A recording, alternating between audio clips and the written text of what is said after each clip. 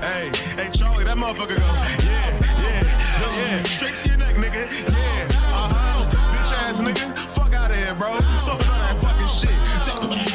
Talk all that shit now, fuck nigga. Dead bitch, neck open, nigga. Can't do no more throwing. Fuck that nigga, Charlie. Now he dead. Put him in the ocean. Fuck that nigga, wife and his friends. Y'all some racist bitches talking this and that. Cause we black and then somebody blissed them. Get up, Charlie. Come on, Charlie. Get up, Charlie. Don't give up, Charlie. Don't give up, Charlie. Boy, that nigga Charlie super dead. Hit him in the neck, but not the head. Pussy, welcome to eternal rest. Pussy should've moved his fucking neck. Shit on people just because they black. You can't do it, no. More guns should've bust him back. Charlie talking shit and got him whacked. But you knew that. Got that nigga Charlie in the back. I'ma roll some smoke. Nigga dead. Talking all that shit. You're fucking dead now, nigga. What? You're dead as shit. Talk, bro. Talk. Oh, what? Cat got your tongue, nigga? You ain't got shit to say now? You can't say shit now, nigga? What's up? What's going on? Speak to me, Charlie. Bitch ass nigga. Fuck you. Hey, Hitler, you probably didn't even hate the Jews. That was just the meth making you crazy, dog. Both of you, get back in the closet. You deserve a fucking ass whooping. All of you, get back in the closet. Go fuck yourself. How much does it cost for fascism? How much do the taxpayers have to pay for a fascist country? They're evil. They are actively doing evil. So treat them like the evil that they are. The right to exist argument has been used now to the point where what it's going to mean is that the Israel you're talking about will include the annexed and illegally occupied West Bank. It's very interesting. The Israeli government has never said where it thinks the borders of Israel really ought to be and what it would settle for. I think it would be an immense help if it tells us where it thinks Israel's boundaries should be. Every other country does do that. It's time to stop pretending otherwise. It's time to be ruthless and time to afford them the same amount of grace that they give to their Palestinian victims, because they are only going to get more and more ruthless with their victims if you don't.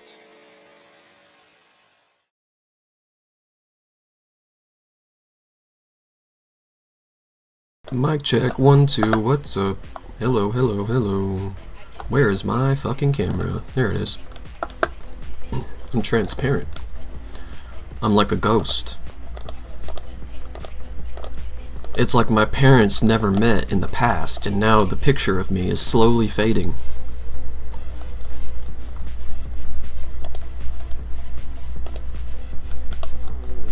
Oh no, Doc. Doc, no! There we go.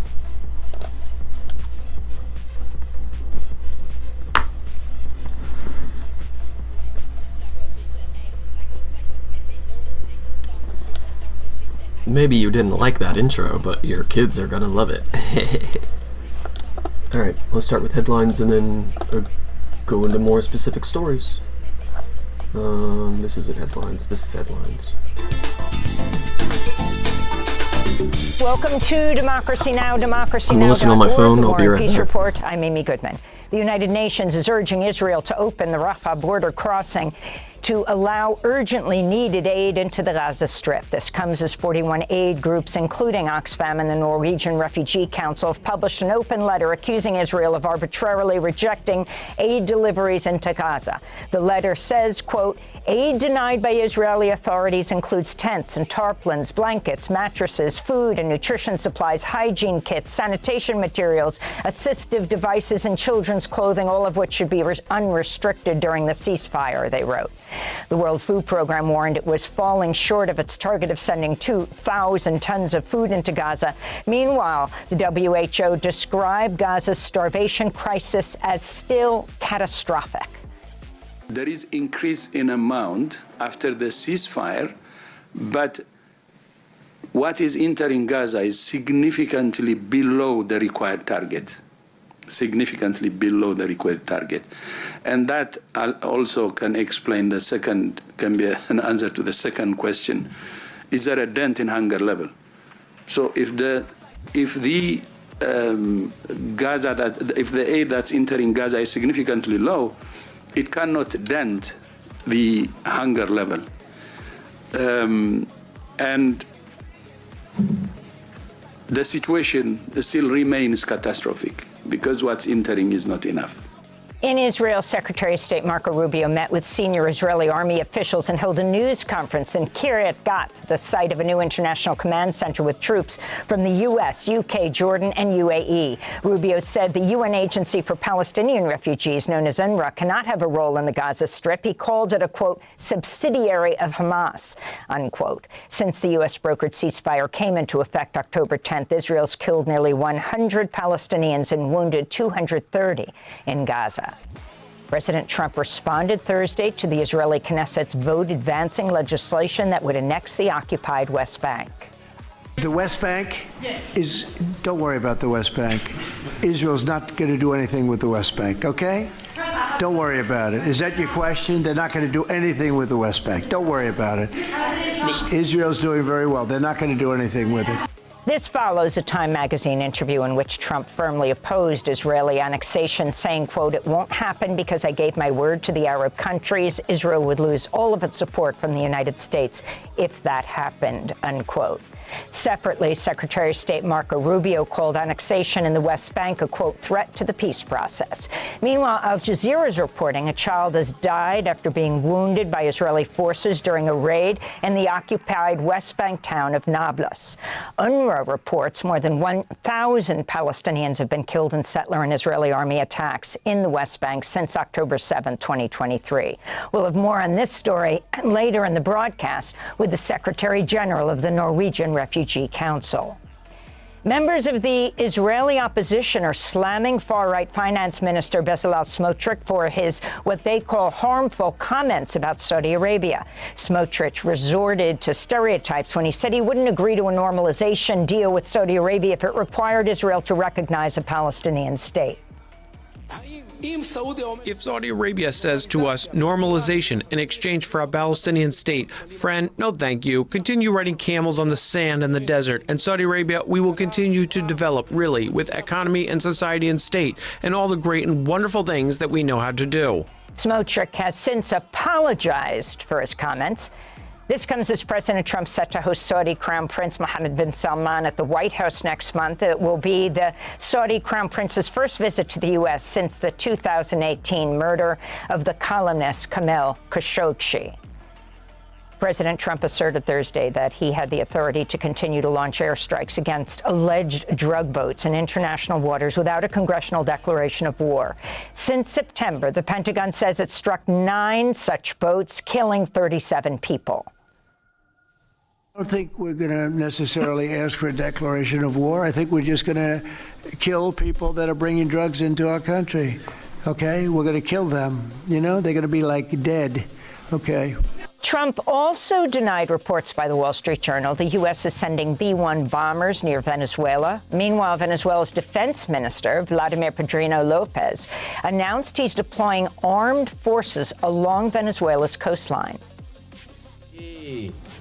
No pasará ningún intento de... No attempt to destabilize the Venezuelan nation will pass through here.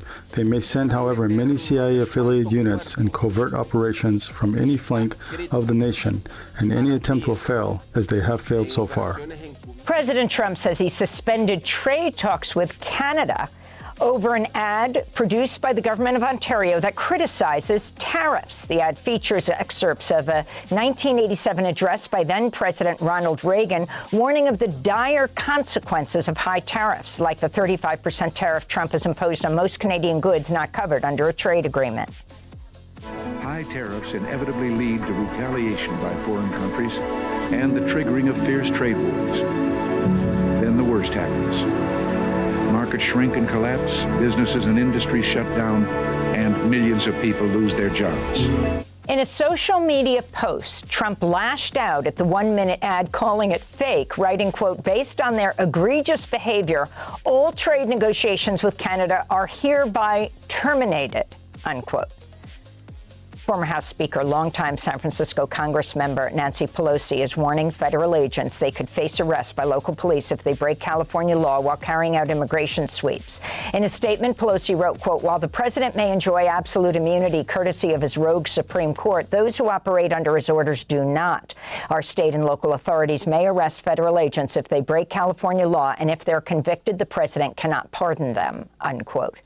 In response, Deputy Attorney General Todd Blanche wrote on X, quote, "Stand down or face prosecution. No one threatens our agents. No one will stop us from making America safe again," unquote. A group of civil and human rights groups is calling on Immigration and Customs Enforcement to end the jailing of pregnant people and to immediately investigate reports of severe medical neglect in ICE jails in Louisiana and Georgia. A joint letter signed by the National Immigration Project, the ACLU, and others describe the shackling of pregnant people during transport, solitary confinement, the denial of prenatal vitamins, inadequate food, and delayed or substandard medical care. They say one woman experienced a dangerous infection after a miscarriage due to ICE's medical neglect. Meanwhile, CNN is reporting the Department of Homeland Security is funneling $10 billion from the Navy in order to construct a sprawling network of migrant detention centers nationwide, funneling to the Navy. A source tells CNN the jails could hold as many as 10,000 people apiece. Oh my God, look at the children in this fucking concentration camp, dude. Jesus Christ. The federal government shutdown has entered its 24th day. It's now the second longest in U.S. history, rivaled only by the 2018-19 shutdown during... Imagine taking a job as an ICE prison guard, and then your job is effectively like food distributor as a camp counselor, because you're surrounded by children. Jesus Christ, dude. Trump's first term. I literally handed out food like that to children as a camp counselor. And this guy's wearing a badge. And a mask. Was he wearing a mask? Yeah.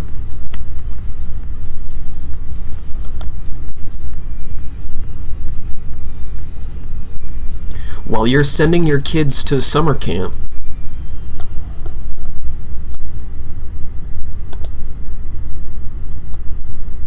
there are actual concentration camps that children are in. Just remember that. On Thursday, the Senate rejected competing partisan bills to compensate some federal workers who've gone without pay since early October. This comes as at least 36 states are warning they're preparing to suspend November payments to SNAP, the Supplemental Nutrition Assistance Program. The Center for Budget and Policy Priorities warns that would leave about 1 out of every 8 people in the U.S. without food assistance, including some 16 million children, 8 million older adults, and 4 million people with disabilities. New York Attorney General Letitia James is set to appear in federal court in Virginia today. She's expected to plead not guilty to charges she lied in her mortgage application. James apparently she pleaded not guilty. Has said that she plans to ask the federal judge to dismiss her case on the grounds the U.S. Attorney in Eastern Virginia, Lindsay Halligan, was unlawfully appointed by President Trump. Last month, Trump forced out Halligan's predecessor, the Trump-appointed Eric Siebert, after he refused to bring indictments against James and the former FBI Director James Comey. The Trump administration finalized plans Thursday to open more than 1.5 million acres of Alaska's Arctic National Wildlife Refuge, ANWR, to oil and gas drilling. The Interior Department also announced the first oil and gas lease sale with the National Petroleum Reserve in Alaska since 2019, and it approved a more than 200-mile industrial road through Alaska's Izembek National Wildlife Refuge. Environmentalists condemned the announcements. In a statement, the Alaska Wilderness League wrote, quote, "Opening the entire coastal plain of the Arctic Refuge to drilling would destroy one of the most ecologically significant landscapes on Earth, the birthing grounds of the porcupine caribou herd, vital habitat for polar bears and migratory birds, and sacred land for the Gwich'in people who have stewarded its resources for millennia," unquote. President Trump Thursday pardoned the convicted founder of the cryptocurrency exchange Binance. Changpeng Zhao pleaded guilty in 2023 to enabling money laundering while he was CEO of Binance. According to the Wall Street Journal, Binance struck a deal with World Liberty Financial, the Trump family's crypto startup, which has generated $4.5 billion since Trump returned to office. Binance also reportedly hired lobbyist Charles McDowell, who's a close friend of Trump's son, Donald Trump Jr. Republican Senator Tom Tillis blasted Trump's pardon, saying it sends, quote, a bad signal. When asked about Zhao's pardon, President Trump said, quote, I don't know, he was recommended by a lot of people. The Trump administration's released a list of wealthy donors and corporations funding President Trump's $300 million construction of a 90,000-square-foot ballroom at the White House. Among the donors are Amazon, Apple, Microsoft, Meta, Palantir, Lockheed Martin, and more. Alphabet, the parent company of Google, is contributing $22 million after settling a lawsuit Trump filed against YouTube for banning him from the platform after he incited his followers to attack the Capitol on January 6, 2021.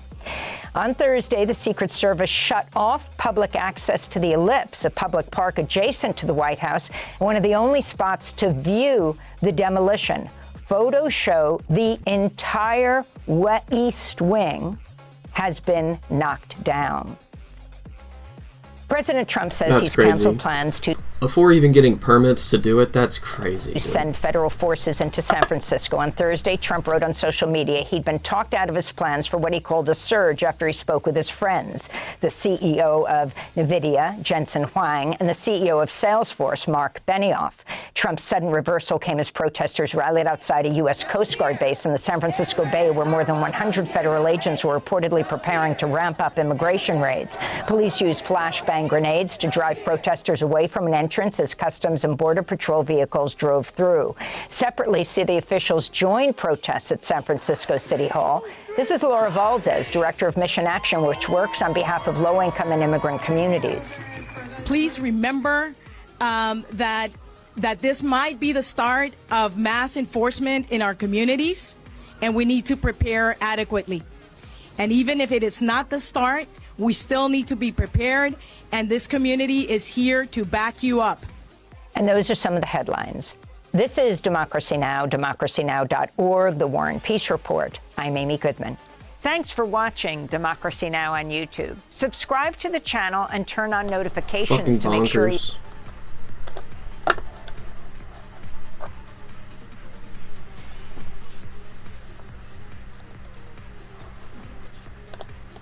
U.S. Secretary of State Marco Rubio is in Israel. The most shocking thing was Trump's words on the West Bank. Israel today as the Trump administration piles pressure on Israeli Prime Minister Benjamin Netanyahu on the fragile Gaza ceasefire deal. A parade of top Trump officials held meetings with Netanyahu in Israel all week, starting with U.S. Special Envoy Steve Witkoff and Trump's son-in-law Jared Kushner, then Vice President J.D. Vance.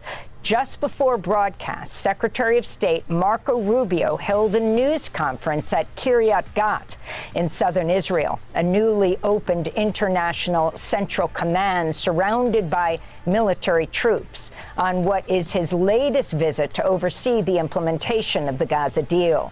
Despite Israel's repeated ceasefire violations, Rubio praised the troops, saying, quote, the truce, saying, quote, a lot of good progress is being made on a number of fronts, referring to Trump's 20-point so-called peace plan for Gaza. When asked whether UNRWA, the United Nations Relief and Works Agency for Palestine refugees, would be involved in humanitarian efforts in Gaza, Rubio responded no and referred to the agency as a subsidiary of Hamas.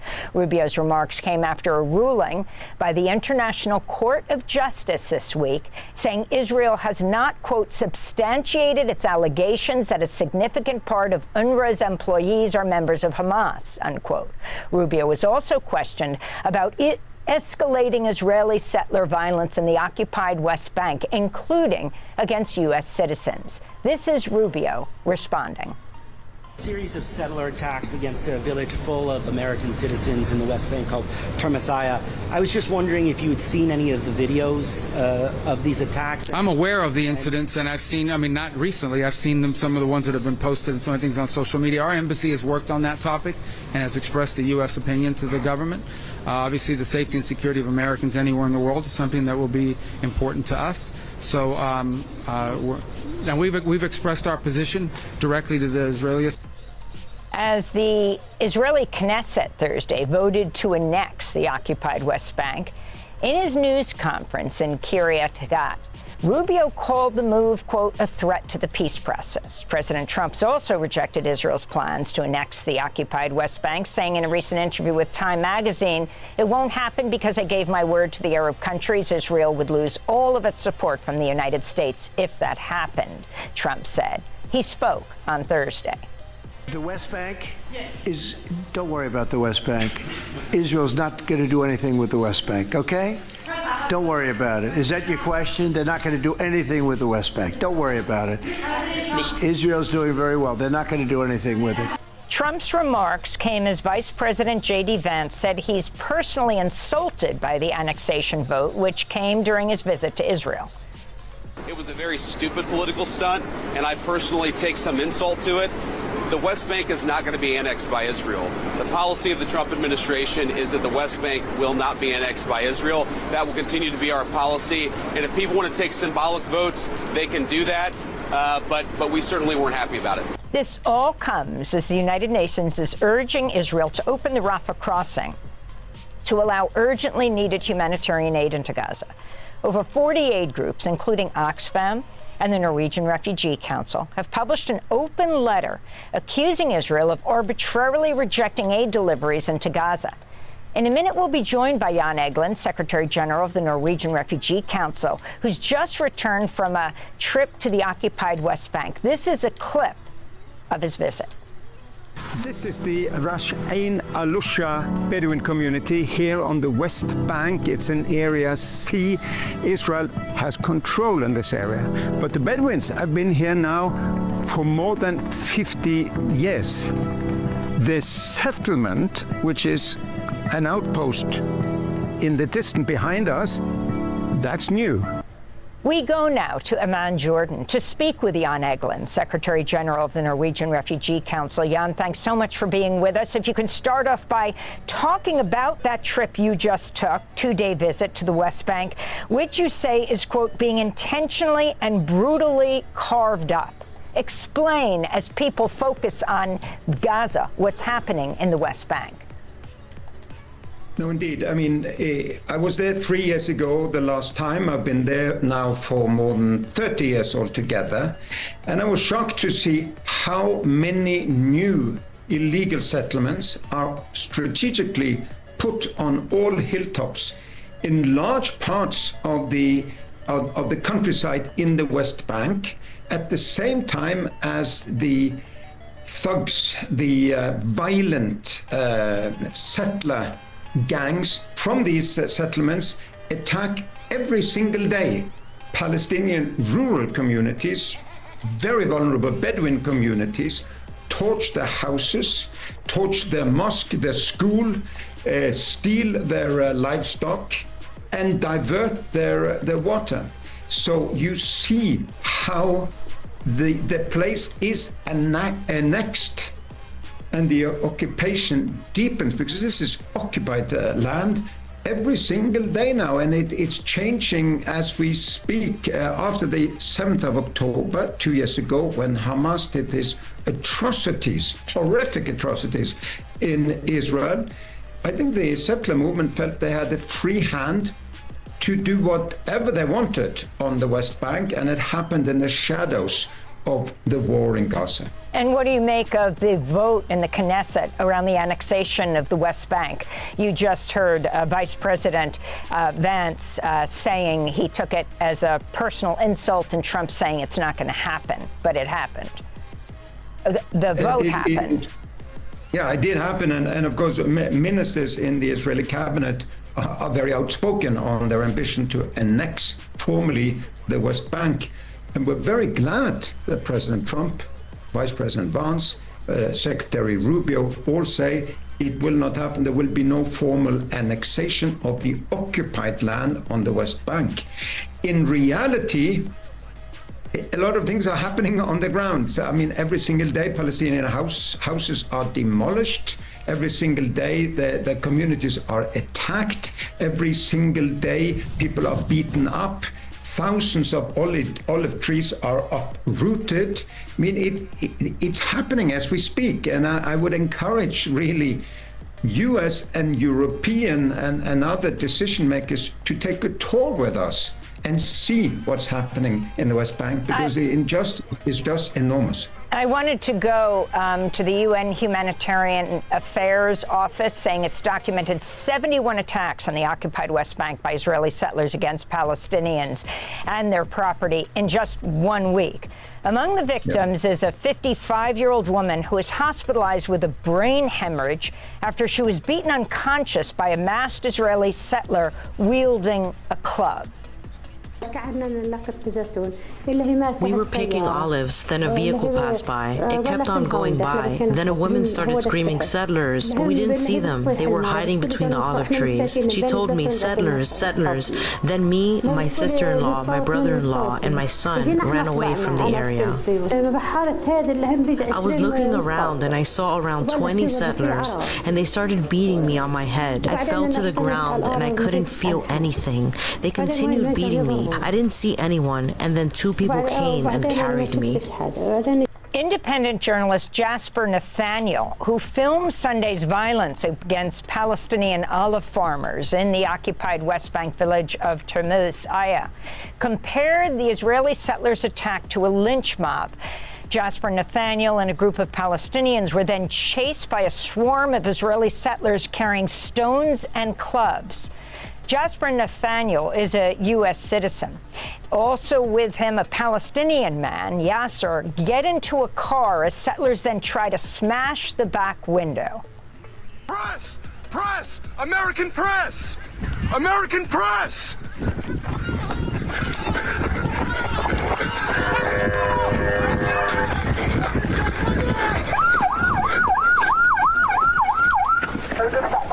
Press! You're literally right behind it.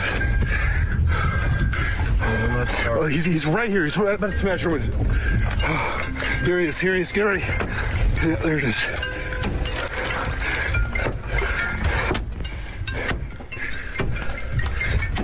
Being able to tell when your window is about to get smashed is crazy work.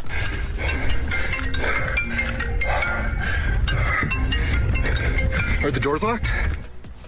So that's Jasper Nathaniel, the American journalist. Jan Egeland, if you can respond. I mean, so far this year, there were over 750 Israeli settler attacks, which is a 13% increase over last year. What are you calling for now at the Norwegian Refugee Council? We're calling for for international law to be exerted on the West Bank. I mean, the occupation has to be lifted. It has now been there in place since 1967. I would urge the Western governments and NATO countries who are so outspoken, rightly, against the Russian occupation of Ukraine. We support Ukrainian war against the occupier. Why is this tolerated when it happens on Palestinian land? It is occupation. So there has to be action where humanitarian workers on the ground were there every day trying to defend these people, but we're unarmed. We cannot really fight these settler mafias that are well armed and who work with impunity. Every time I met these people who had these hair-raising stories, the Palestinians, I asked them, but why don't you go to the Israeli occupation forces, to the police, to the army, Israeli army? And they say, we do that all the time. And they laugh at us, or they take down a report, and then they come back and say, we investigated and we found there to be no stealing of 1,000 sheep, which is now clearly in the hands of the settlers, and then if you come with false accusation, you will be imprisoned. So they feel there is impunity for the settlers, and that's one of the things I think the allies of Israel should be able to change. And I wanted to end with the last question to Marco Rubio today in his press conference in southern Israel. He was asked about the video of attacks on Palestinians in the West Bank and also the attacks and killings of Palestinian Americans. He said, "We've expressed our position to the Israeli authorities. We care about Americans everywhere." So let's turn to this father of a 16-year-old American, Palestinian American, Mohammed Zahar Ibrahim, demanding the U.S. government free his son from an Israeli prison. Anybody that's in the U.S. government, their duty is to bring home any American citizen. And Israel prison is one of the worst prisons in the world. Weight loss, scabies. They only get 10 minutes a day outside. So the rest are in a cell, a crowded cell. A cell that fits 8 people, they have 16 in there. So from day one, they said we're working on it. And then you go to for 1 month, 2 months, 3 months, we're at 8 months. He missed about half of last year's school. He's missing this year's school. There's no progress, So I think the U.S. government either do something or admit you can't do nothing. So final question about the number of Palestinians who are imprisoned right now. An American father appealing for his American son who just turned 16 in an Israeli prison to be released. In an Israeli prison. Your response, Jan Egeland. Well, I would say that these are people in the thousands that have been in detention with no law, no sentences, no trial for a very long time. This is administrative detention very often, and to some liken it to hostage taking. They should be released, really, or put before a trial of law, and then to be proven to be criminals. If not, release them. I want to thank you very much for being with us, Jan Egeland, Secretary General of the Norwegian Refugee Council, just returned from a 2-day visit to the occupied West Bank. Thanks for watching Democracy Now! On YouTube. Subscribe to the channel and turn on notifications.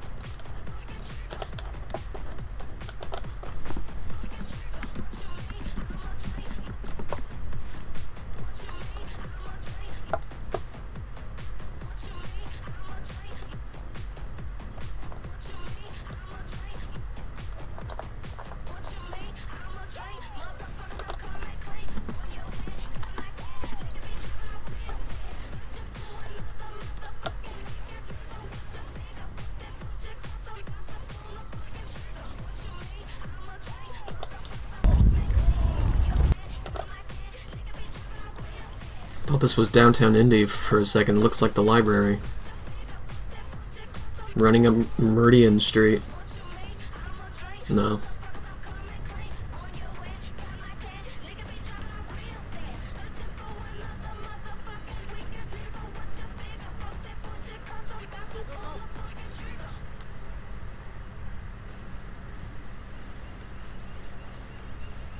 Hard to chase in all that gear, huh? It's so funny.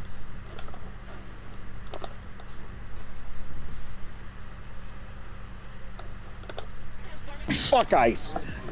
You all are the modern day Gestapo. You're Nazis. I've never seen a lapel mic clipped to someone's beard before. That's great. You actually have... When you have so much beard that clipping a lapel mic to your actual lapel would be noisy. Because it would just be like... So you have no presence in any community other than to terrorize. That's all you do. You want to see what real... Covering the important stories the corporate media covers up. I was in the United States Marine Corps from 2002 to 2011. I deployed to Afghanistan in 2004, Iraq in 2006. Do you think we actually even have a real democracy to save? We haven't had a real democracy since the Confederacy.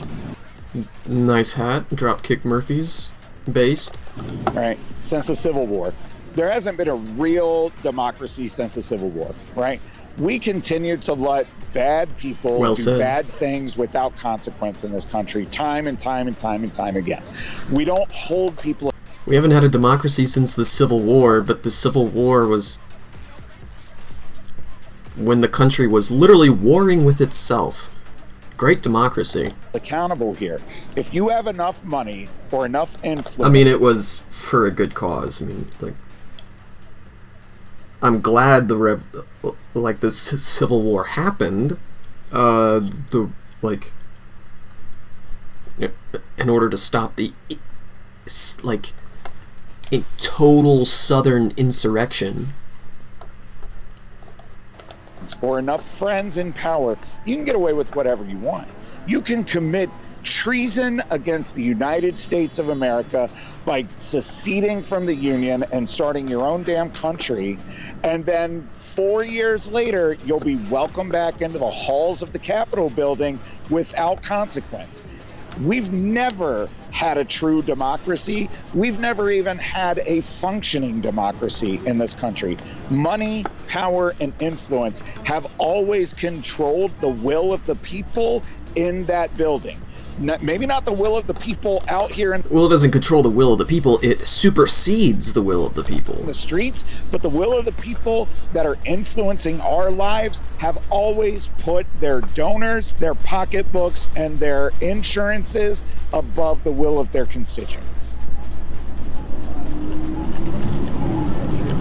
One last question. What is your message to current soldiers, ICE agents, National Guard, Burn your uniform. being ordered to commit illegal Nothing short of ignore the orders. Do not follow your orders and burn your uniform. unconstitutional acts daily. Do it for the children of Gaza. Do it for Aaron Bushnell. Do it for every single person that has been arrested with no due process.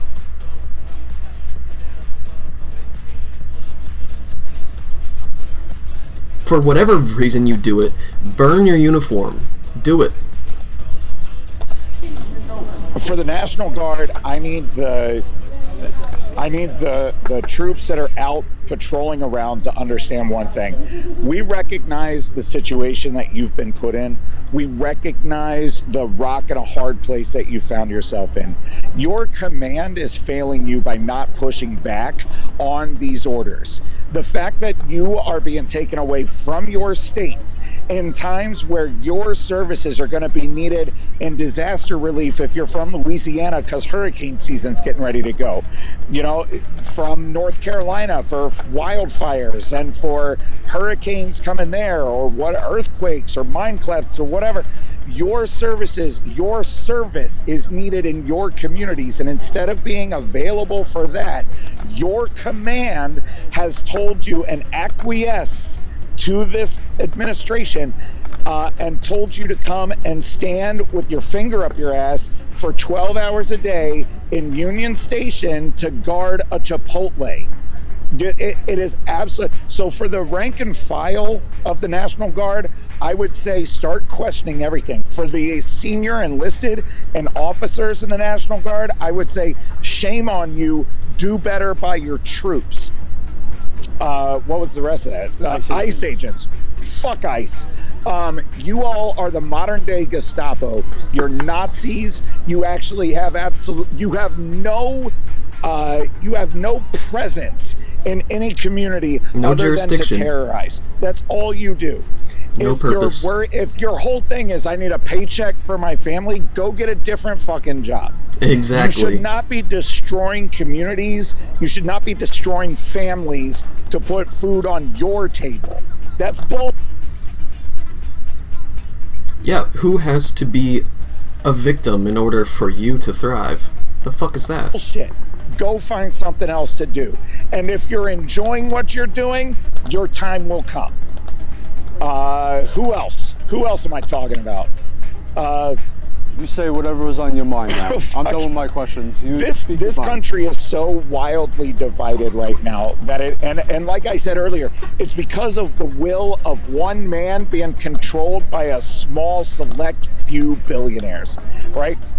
I need everybody that watches this to recognize one thing. If you're watching this video, you don't have enough zeros in your bank account to be useful or on the mind of the people making laws in this building behind me here. You don't have enough zeros in your bank account to worry about that.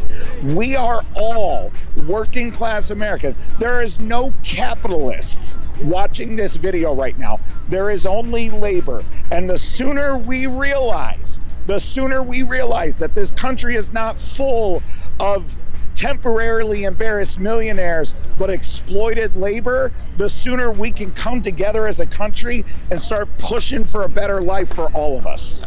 Yeah, meritocracy is a lie. And try to shake people out of that. Wake them up from the lie that is the American dream, you know?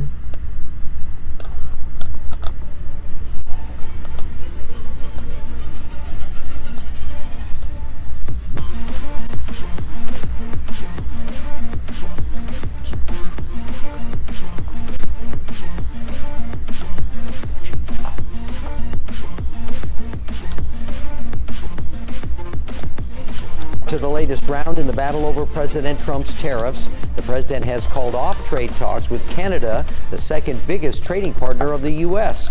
ABC's Christian Cordero explains why. The president says his decision came after he saw a tariff-related ad paid for by the Canadian province of Ontario, running here on TV in the U.S. With the flip of a switch, trade talks with Canada are cut off because of a TV ad President Trump saw and didn't like.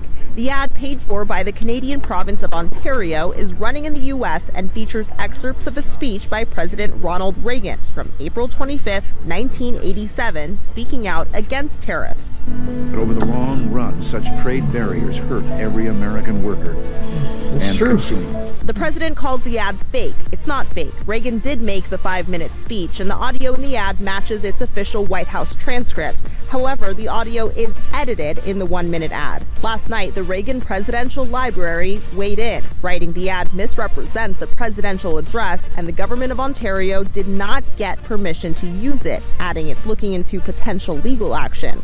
And Trump last night posting all trade negotiations with Canada are hereby terminated. Canada's Prime Minister this morning. We can't control the trade policy of the United States. We recognize that that policy has fundamentally changed from the policy in the 1980s, 1990s, 2000s. And it's a situation where the United States has tariffs against every one of their trading partners to different degrees. And this morning, White House economic advisor Kevin Hassett said Trump and Carney plan to speak next week. The Canadians have been very difficult to negotiate with. The escalating tension comes ahead of tariff-related oral arguments scheduled for next month, when the Supreme Court is set to consider the legality of Trump's sweeping reciprocal tariffs and whether he had the authority to bypass Congress. If the court decides Trump did not have such authority, the justices will also consider if the tens of billions of dollars collected so far in tariffs needs to be returned. Christian Cordero, ABC.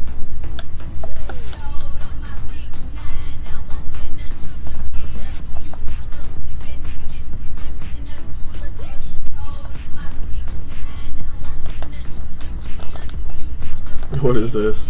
Last night after my show, I watched the oral debates. Russell, did you watch any?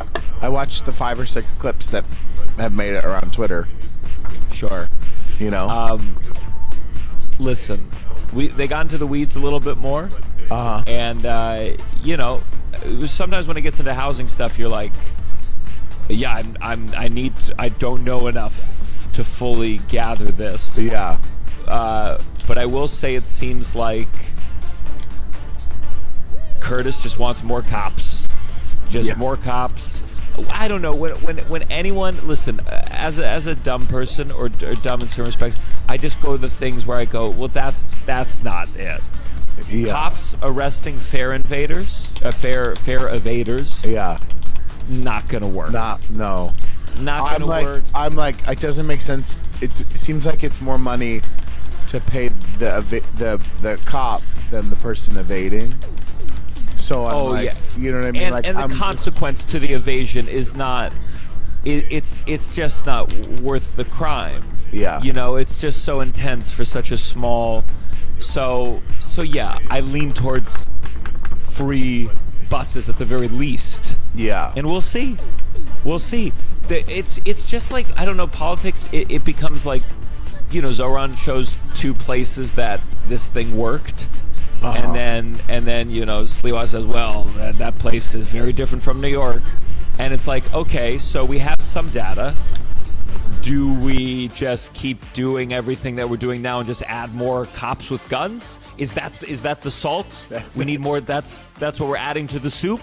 Yeah. Or do we try the thing that seems kinder and in an ideal world would work? Yeah. And you know, these are where I'm basing a lot of my political views. Yeah. Just kind of like, a lot of times you don't know what will work, and I lean towards the kinder thing. Yeah. But all I know is that the one thing that is obvious to tell is the tactics that Cuomo is using to have people not vote for Zoran. And that's why I want to play this AI ad that they deleted very quickly. But this is an AI-generated ad. Paige, could we play it? Zoran Mamdani's opponents want you to believe he's an inexperienced radical whose policies will make New York City more dangerous. But what do his actual supporters think? Mamdani isn't crazy. He's just trying to even the playing field. You know, give everyone a fair shot. Sure, he said multiple times we need to defund the police, but that was just a metaphor. And yes, he did say crime is a social construct. But that was also a metaphor. His main backer, the Democratic Socialists' ideas. Why were they talking? Why was that lady talking outside the window of her moving car? Doesn't make any sense. Such as decriminalizing misdemeanors, like shoplifting. Oh my God. 3rd-degree assault. Oh my God. Is that a black dude shoplifting? Trespassing. Prostitution. And drunk driving. With plans to decriminalize all drugs, Jesus. Mamdani will be a job creator for drug dealers. Instead of helping us homeless get off the streets and into the mental health facilities we need, he wants to give us safe injection sites. That's one of the most offensive ones. Subway carts. These are actual policies Mamdani and the DSA want to implement. But that's even more fucked up. Racist, and he's wearing a keffiyeh? Jesus Christ. When a woman's being domestically abused, she finally won't have to deal with some pesky cop to arrest the abuser, but now a social worker to help, you know, kumbaya the situation. Breathe in, breathe out. Mamdani is finally lowering jail sentences. Guilty! But Mamdani says you're free to go. Woo-hoo! Who cares if legalizing prostitution statistically leads to an increase for sex trafficking of women and young girls by 70%? You can't have safety without equality. For unlawful abiding citizens like us, globalize the intifada. I'm a criminal. I'm a criminal. I'm a criminal. I'm a criminal. Yep. I'm a criminal. For Zoran. For Zoran Mamdani.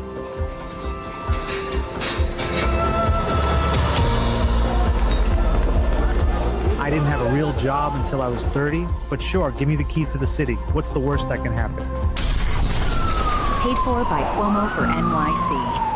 I actually was very moved when they let him out, when they let them all out. I was like, yeah, let them out. That drunk driving woman, that is such a funny, specific thing that people who are drunks, like everything else was like, you could fit into a category of like, oh, and then you're like, just a random drunk driving woman. That's now, crazy. Before we get into this, we do full disclosure. There's a little bit of bias. Russell did audition for the wife abuser. Yes. Oh, yeah. But I think he did a better job than you could have. No offense. He just really you felt it. He did. He had hit a woman before. You could hit feel someone, it. Yeah. Oh yeah. That's crazy. Yeah. So again, like it goes back to. It's like, again, I'm not. There's times I go, well, I don't know. I don't fucking know if the injection sites for a drug, someone who's addicted to drugs, to do it safely. I don't know if that will backfire in ways I can't foresee. But the way that they pitch it is like, yeah, we're cool with all the drugs here, and it's like, no, to see the dumb version that Cuomo's trying to present, the fear-mongering, is so obvious. I feel it's so obvious with Jewish stuff, of course, with the globalized Antifada stuff, where Zoran has to like bend over fucking backwards to be like, I want to help. I want to take down anti-Semitic crimes, or like, you know, the sex work thing, which is like, it's fucking nuts. To present it like that, to be like, yeah, it's just he wants to legalize all sex work. It's like, I don't know. Also, is that still how pimps dress? Do they still dress that way? Do pimps still dress that way? I mean, I don't. They will once Zoran's back in power. They've been a little more subtle about it recently. But you wait, those big fedoras, they're gonna spike in sales when Zoran's back. So yeah, there was a lot of things in there. Someone was breaking down. Well, first let's just talk about Zoran eating the rice. Yeah. I mean, dear Christ Almighty. Well, shut the fuck up. All even like the guy stealing had to have a keffiyeh too. Like, you're like they had multiple times where it was like the Palestinian flag, the thing, like, you're like, oh my god. Like, also it bothered me that, I know it's AI, but he's stealing from like a CVS that's definitely not in New York. It was so big. It was like a big suburban CVS that I was like, you know what I mean? You're like, that's not even my city. Like, what are you like? Yeah. You can't even get that right. Like, the eating of the rice thing. You know what bothers me so much? I think so. My babysitter on my mom's side, we had a live-in nanny, and she and her daughter lived there, but they were Filipino, and we ate Filipino food my whole childhood. So we had so much rice, and I remember watching her. She fed my sister sometimes and would pick up the rice with her hands, and it's just like New Yorkers who grab the fucking greasy ass pizza with their hands and bend it and shove it in their mouth hole. To judge rice is just so upsetting. I love eating with my hands. Yeah, I love eating with my hands. I mean, I don't know. It's just like, listen, if you want to make an appeal on the strategies of how to make New York better, that's fine. But when you have to resort to that much fear-mongering and racism, then I just don't think you're not even, you don't feel secure enough in your positions to make the argument. Yeah. And you don't see Zoran making some AI ad where Cuomo's shoving a greasy pizza in his mouth so he can finger the intern. Oh my And it's God. like, I mean, I'm just saying, you don't Christ. see him doing a bunch of Italian Cuomo slicking back his hair, going like, I'm gonna make him sleep with the fishes. That's his plan to cure homelessness in New York City. What other Italian stereotypes? I want to do more. You don't see Cuomo eating a spaghetti. Eating a spaghetti. It's a lot of food stereotypes with us. Eating spaghetti. Doing the Lady and the Tramp thing with a spaghetti and kissing, I don't know, what's his name? Christopher Columbus. Yeah. It's a spaghetti and he eats it and then it goes to Christopher Columbus's asshole. Yeah. What else is Italian? The Mob, spaghetti. Spaghetti, Sopranos. Oh, like close to the family, too close. You know, it's like him and his brother slap-assing. Yeah, him and Chris Cuomo just they kiss and then like there's a moment like, did you feel that too? And then they start making out. Yeah. What else Italian? Harry. Italian, yeah. He takes off his shirt, it's all hairy in the back. Yeah. Gross. The pepperoni, it's all greasy here, and he picks it out. Oh, that's from yesterday. So I think Zoran's got it. Unless somehow Trump makes a call to Curtis. And again, Curtis thing with Trump. Listen, I don't know if Zoran wins and Trump goes balls to the wall and sends a bunch of National Guard and it creates protests and riots and it starts the inevitable civil war in America. I don't know. Maybe that's it. But Curtis is like, no, you got to be nice to Trump. You gotta be okay. Like even Cuomo, when these ICE agents, I guess, were arresting some people here. Cuomo. It's funny because all these Republicans, they want Cuomo to win because they see Zoran as such a threat to these billionaires. And then Cuomo was like, ICE, get the fuck out of here. And all these Republicans, at least on Twitter, are just like, well, fuck you, Cuomo. It's like, yeah, at the end of the day, Cuomo still is a Democrat in some capacity.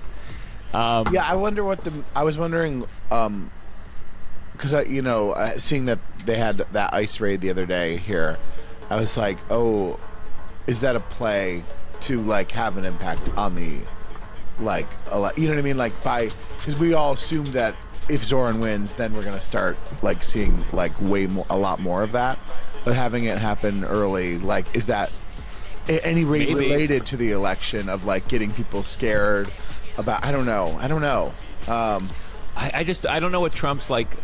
I don't know what his plan is. Right now it seems to be that they send some National Guard or ICE to these cities. There's protests and whatnot, and then they use those protests as a justification to get the Supreme Court to give Trump full permission to go in there. I don't know what the long-term plan is. It doesn't seem good. It doesn't seem like I don't know, man. And then did you look at all this guy? Can you pull up his name page? Graham Plattner in Maine. Have you seen any of this? No. So he's running to unseat Susan Collins, and he's like, a little more, at least as far as I can tell, a leftist in thinking. But he has this tattoo on his chest that he got when he was serving, and people are like, "Oh, that's the cover-up he got." But the other one was a Nazi. It was like a skull and crossbones. Oh, it's called they said it's second to the good. Look how good his team is. All that comes up is the cover-up that he did. Yeah. No, this is really insane. Look up. Oh, this? Yeah, that's it. Yeah. So he had it on his chest, and he had it for a long time. Like, and he said he didn't know what it was originally, and then someone said at a bar he joked that he did know what it was, and all his Reddit posts show him as being like not a Nazi, but he's got this Nazi tattoo, and then he got it covered up with this other one with a wolf on it, and it's one of these things you go like, is he going to, it's these moments where politicians have where you go, are they going to get on the other side of this thing? Yeah. And it's a inside you there are two wolves, one is Nazi, the other is gay. For those that are of our younger listeners, when Trump, the big thing with Trump was the tape where he said you could grab him by the pussy. When you're a star, they let you do whatever. You could grab him by the pussy. And it was that moment. We thought, it's over. And he got through. Yeah. These moments. So he basically got it covered up. And is he? So he's a Democrat or is he a Republican? He's a Democrat. He's a Democrat, but I don't know. It's a tough one. Yeah, it's a tough one. People can change, but that's the thing with tattoos. I was saying, as someone who had a tattoo of my ex's name, you can say whatever you want. It's going to be tough to convince people you still don't have feelings. Yeah. Tattoos scare me. I would never do any of them because I just aesthetically don't really like them. We've talked about this before. It's a turn off for me. What about a Nazi tattoo though? Which Can you pull up Nazi tattoos page? Why? I want to see like if you had to get one. I'm gonna get put on a list. We're already good on a list. That's true. A good list. Yeah, Fine American. I just think if he was a Nazi, he would have just run as a Republican. It's so much easier. Yeah. Okay, here's a good thing that I am curious to talk about, because I have a bit that I've been doing about like the group chats. Like there's a thing where I'm like I think you should be able to like talk shit in a group chat. And then all those Republicans right now, they got in trouble. You know, their group chats, they said some terrible things. Yeah. And I guess it's like, what should the ethics be for group chats? I think if you want to like get into a position of political power, I don't know. The rules got to apply a little differently. Yeah. If you got coworkers, like I understand having friends, and I do believe friends should be able to say some fucked up shit between each other. And I don't love the idea of like group chats just leaking out willy-nilly. But if you're running, I don't know how I feel. Yeah, I think the rules are different if you're in public office, and like also that group chat is. They may be friends, but they're also like they are all like in doing public service. Do you know what I mean? Like, so that's where it's weird. It's like it's not like an unrelated friend group. Yeah, I just don't like the call. I just don't know like how to like believe in that while at the same time be like, as a culture, we should, if you have friends, I don't know. I just get nervous. I just think about what my phone is. My phone is like an extension of like my brain. Yeah. And certainly, do you think, Russell, would it be our group chat? Would it be the boys, you, me, Chris Douglas? Which group chat would you be most scared to leak? You and Nicole? Me and No, I mean you and Paige on the side? No. I think maybe you and me. It certainly can be the most specific and mean about certain things. It's not like I'm not worried about like racism or like anything like that. It's because I've deleted all the horrible things you've sent in that way. But all the AI generated videos I've made. But it's certainly like in the industry, there would be some mean things said. Yeah. That there'd be some guests that would say no for sure. Oh God. What else is going on? I feel like. How do you feel about that ballroom? You excited about that ballroom? It's really tough for me to care about the White House. Tear it all down. I mean, I'm not. I can't at this day and age where America is where that be like, no. Yeah. Not the White House. My only thing is it looks, when they show the models, it looks so big. Like they're like, here's that little White House, and then this giant ballroom. Like it looks so much bigger. I'm just having a hard time visualizing how it'll end up looking at the end. It's gonna be hideous, and Trump's gonna put a big Trump, and then it just becomes this annoying thing where like, Trump's ruined the concept of a peaceful transfer of power. Now, if a Democrat wins, it's going to be like, well, what are you going to do with this space? Yeah. And they won't tear it down because it'll be like, well, that cost $50 million. So they'll say, okay, we'll change it to. That's why the only reason I would want Pete Buttigieg to win is he would change it because his husband is an improviser. Changed it to a UCB, the first Washington D.C. improv theater or a Comedy Sports. Comedy Sports is like one of those chains with the Z. Comedy Sports. And I would really like that. Yeah. And maybe that's cool. Maybe it is nice for every president to add a little flair. Like if Clinton, if he had been in office, he could have used it to make like Epstein Island Jr. like a mini version of that. Yeah. Or I do think that could be like a nice, hey, you're president. Instead of add a little flair, add a little touch of who you are, a little personality. Yeah. What's this room? Oh yeah, I would make a movie theater. You would make. I think they have one already. Oh, do they? Yeah, they always talk about like the screening, the presidential screenings of the movie. Oh. What would I mean, I would obviously make it a comedy club.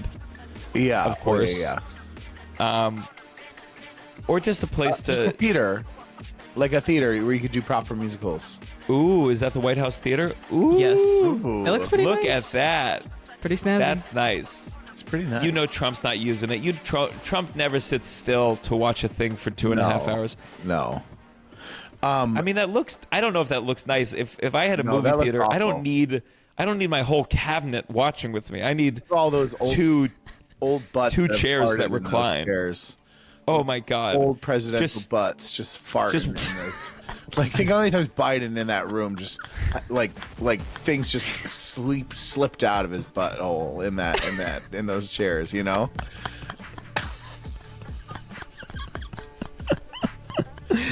Just imagine you're watching Star Wars with the full cabinet being like, no, we're not the Death Star. Yeah. You're sitting there with Henry Kissinger just hanging out. What a terrible group to watch a movie with. You think anyone hooked up in there ever? Oh yeah, Clinton's in there. For sure. Getting some. Clinton's even doing the thing where like they don't even have like a popcorn stand, but he brought his own bucket so he could cut a hole in the bottom. I've always thought about that. Is that imagining someone actually doing that is so crazy. Alright. I'll leave it there. You're listening to Thanks for checking it out. I'll catch you on the flip side.